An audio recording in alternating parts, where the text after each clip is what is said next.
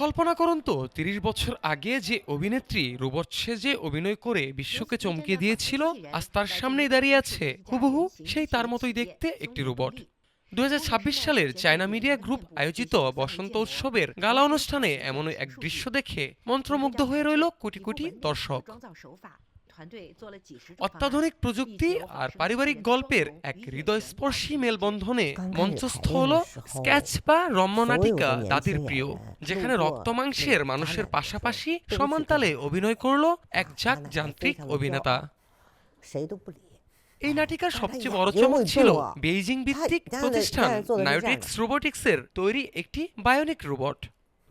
প্রখ্যাত অভিনেত্রী সাইমিং এর আদলে তৈরি রোবটটি এতটাই জীবন্ত ছিল যে মহড়ার সময় তরুণ অভিনেত্রীরাও এটাকে আসল মানুষ ভেবে ভুল করে অভিবাদন পর্যন্ত জানাতেন।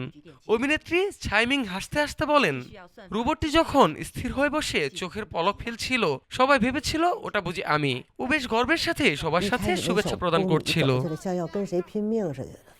সাইমিং এর চেহারার 3D মডেল তৈরি করে কয়েক ডজন পরীক্ষামূলক সংস্করণ তৈরি করা হয়েছে।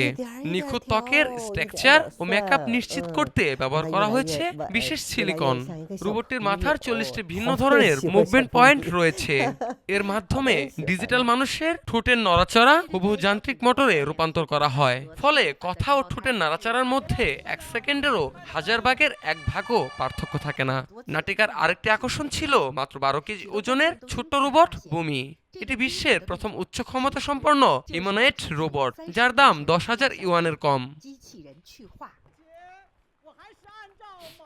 মঞ্চে ডিগবাজি আর চমৎকার শারীরিক কসরত দেখিয়েছেন অ্যান্টু নামের যান্ত্রিক যমজ রোবট।